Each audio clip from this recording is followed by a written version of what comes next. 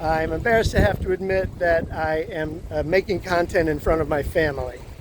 Nevertheless, this is going to be part 2 of Miss Debbie. What do you have to say about it, Bob? It is definitely not about the cat. It's not about the cat. Oh my goodness sakes, you have a new friend, baby. Well, I'm just trying to sit here and support the people, some of whom think they're people. Yes, he's very smart. Yeah. I'm not bragging, but he is very smart. Is that right? Mm-hmm. He's very spoiled. Does he do your taxes? God, no. Bob and I did that together. Can't deduct cat food? It's a wonder Bob and I still remain married on tax.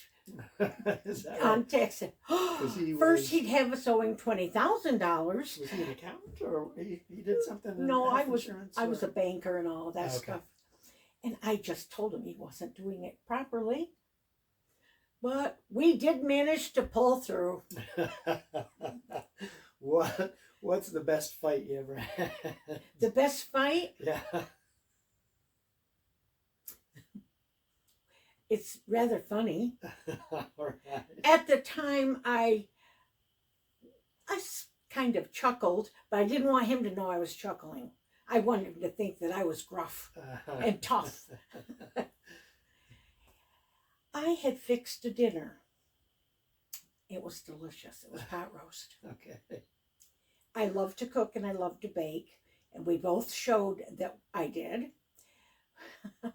And Bob said, "What are these things in this dish?" I said, "That's called peas. There are also carrots here. You cook them together."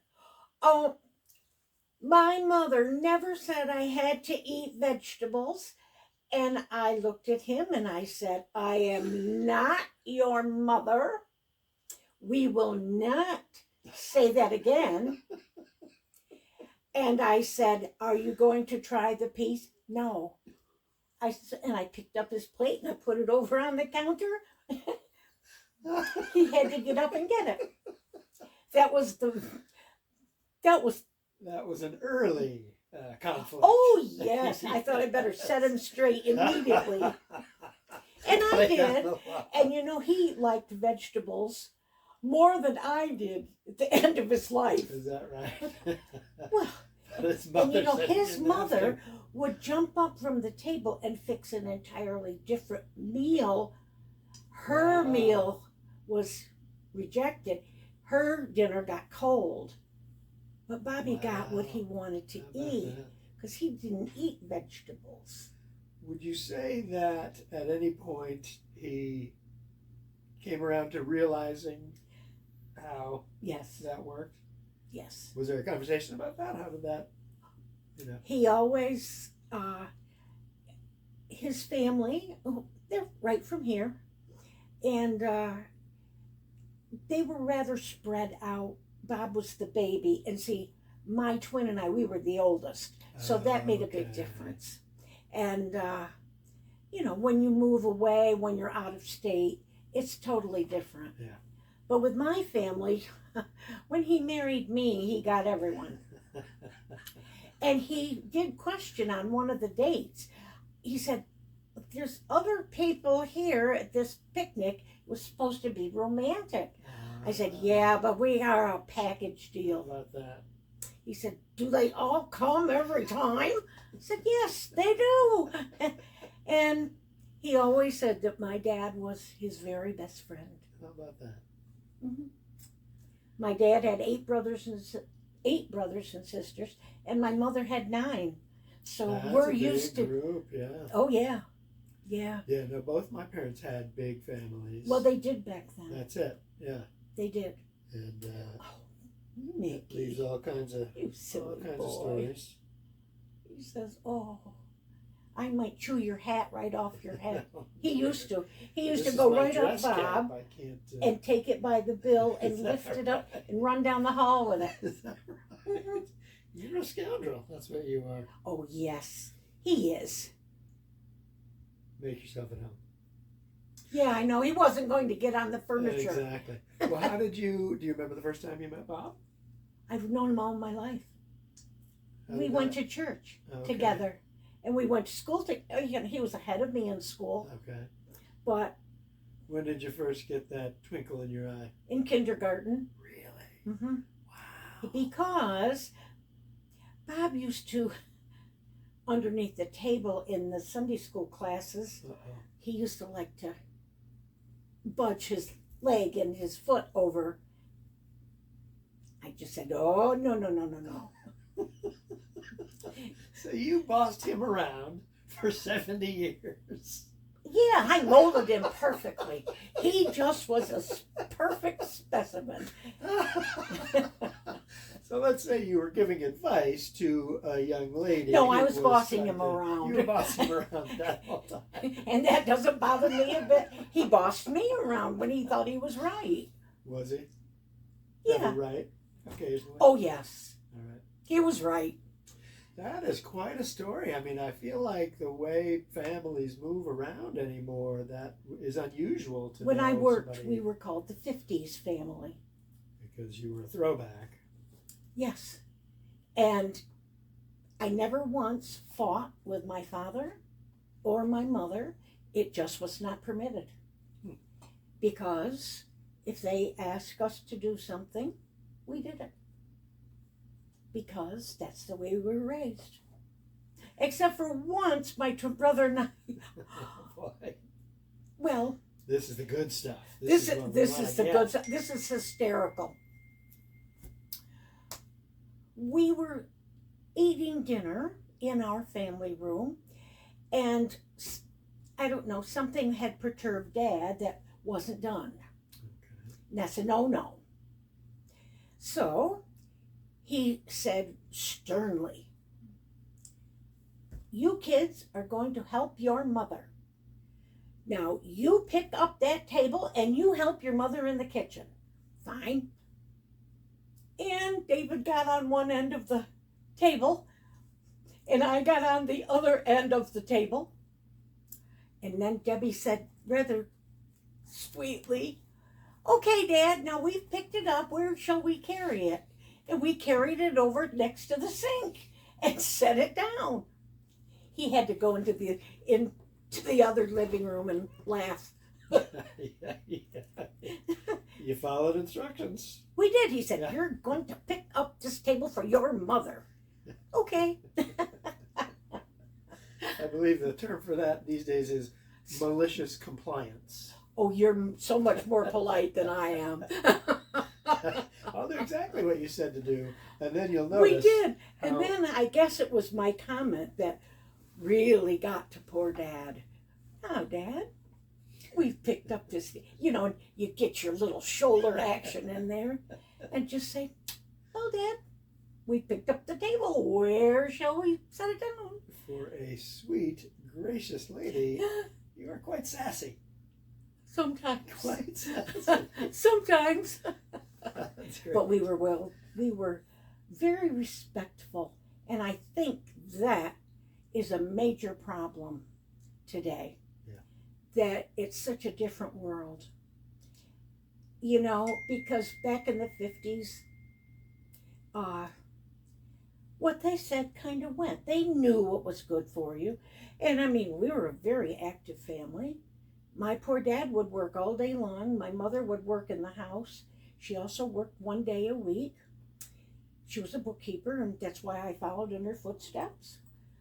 And my dad would drag himself up the sidewalk. We'd eat dinner, homework, then we'd go out and shoot hoops every night. I learned how to do a good layup. I knew how to do it backward over my head. Learned how to dribble. Don't travel. Never. Wow. And my dad could have been a professional athlete. Is that right? Yes.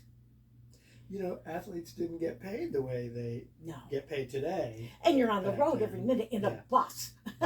Yeah. But I learned how to play horses. Probably you don't even know what that is. There's a basketball game called Horse, right? Where you H. H is here. Oh, Yeah. Yeah. Okay. uh-huh. And I do recall, even at my dad's memorial service, he played on the school basketball team, and they won the game, and it was like 15-32, and my dad scored 29 of those 32 Wow. points. Wow. Little rinky dinky school, Yeah. but it was, There's, what's this? Adam Sandler has a joke. Back I when he was love doing him. stand-up. Yes. He said, "Here's my impression. The time that it wasn't Kareem, it was the guy who scored. Maybe it was Kareem. Will Chamberlain? Will Chamberlain. That's who it was. Scored 100 points in a game. Oh yes, he was famous for his that. impression of all of Walt's teammates was, Mhm. "I'm open. Like, Hey, hello, Walt, pass me the ball." pass it over. Yes. Yes, That might have been your dad that game. might have I'm been. open. Yeah. Well, I wrote down all these questions, and I'm going to say I really haven't even needed to look at this even one time, because you start one question and You that get leads into to another another question, and some of them you've already answered. What kind of music did you love in high school? Well, I was in the choir. I started in my church choir when I was 5 years old. And I sang for 40 years. Wow. We had 3 different levels. We had tiny tots, we had mid, and then we had adult choirs. I sang in all of them. I sang at weddings and at funerals and bar mitzvahs, and Wow. went out of town and did a whole reception. So you got paid for those gigs? Yes, Yeah. Okay. So this was a side hustle. kind of. Okay. Some that was their wedding gift. Sometimes it was a birthday gift. Yeah. Oh, come here, Mickey. Come see me. And so this would be church music essentially. Yeah, but I play by ear, so if I hear a song on the radio, I've done Scott Joplin, never seen any music for Okay.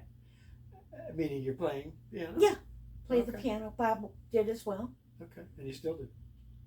Yes, Nice. a lot. Okay. So what are you playing these days? Actually, I'm in Mendelssohn right now, Okay.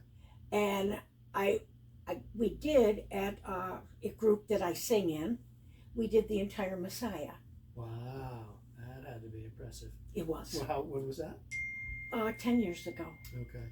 I bet are you still actively singing with the choir? Not right now, Okay. since Bob really, I didn't leave him too much. So you didn't have the time to participate when Bob's health was suffering. I didn't want to let anyone down by not showing up, Right. because we never knew what would take place. Sure. But yeah, I play the piano about every day, Okay. and I have a little helper that likes to go up and down the keys, Uh-huh. and then he'll sit back with me and fall asleep draped over the piano bench. Perfect. And I love jazz. I love jazz. I love to improvise. Wow. Yeah. Oh, well, that's just so natural. We're gonna have to get a little footage, perhaps, of you. Oh no, Cutting loose. no, that's all right. You don't think that But that everybody wants to see that, well, or it's a private matter? doesn't make any difference. So, but I play for the church at Christmas time and lots of stuff. So a big part of your life. I have so many talents, folks. And all of the children in my family, young and old, first call in the morning on their birthday is me. And they get the full rendition of Happy Birthday. Of course they do. And one year, my youngest brother John waited all day. And he called me, he says, "Where have you been?" I said, "Well, you had to go to work." "Oh, no. I've been waiting all I day." stayed home. So those kind of neat things. And the kids today would just laugh at how simple a thing that it brought a smile to someone. Well, and that's a memory that they will all have Always. forever, of the fact that. In you know, fact, I have a They were not family forgotten. member whose birthday is today. Oh boy. Happy birthday, Andrew. Is Aunt Debbie? October 7th. Have you called him yet? Yes, I You have. did call him. All right. 6:15. Is that right? Well, he's a senior in high school. So he's up early and out of He the heard house it, and I also texted, which I just learned how to text. I know I'm very old and wrinkled and very elderly, and in fact, his Uncle Dan taught me how to use a mouse. I had no clue.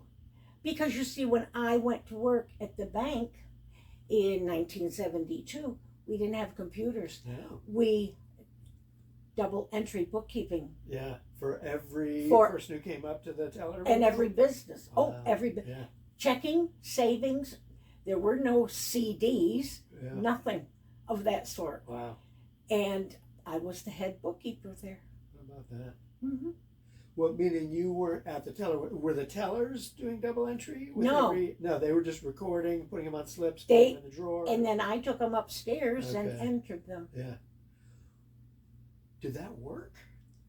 Years were there and- things that For were missed? years and years How about that? and years. You had a hard copy of every transaction. So when you're running your great big long tape of proof, and you had to balance, it was a triple balance system. And there were never, and if there ever was an error, and I remember very few, Yeah. they would come in and say, now I know that you gave me my slip back and here it is, but I don't see it. And you could just go right up to it and say, oops, Here it is right here. that is check marked, but that's a free item and you'll get credited instantly. And it was wonderful. It was very hometown. Yeah. And when I first went there, I went the next day after I graduated from high school. I graduated on Sunday, and Monday morning, I Is was that working right? at the bank, yes. Wow. And And When how I soon left- after that, did you get married? the following June, Wow. I mean, it's just. it was just All a lovely acting there. little circle, and everyone, if somebody got off track, others were there to help.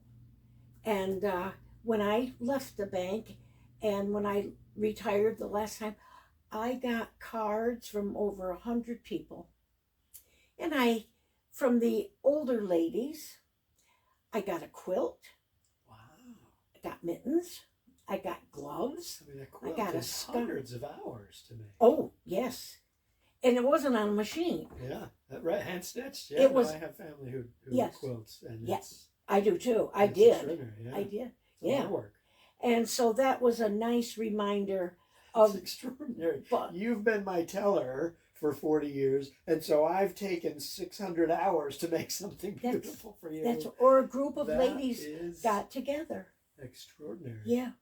And you cannot ever replace that feeling by just handing it to them. It was a labor of love, really. Or texting an emoji. I just learned what an emoji was. Did you My just? niece, I had to call my niece. What does this word mean? EMJOIE, or however it's spelled. Oh, well, now that's just a little cartoon there. And have you found them? Have you sent that in? Oh, yes. I'm very good with a happy face and the hearts. Right. All different kinds of flowers. I like In fact, I just put this on.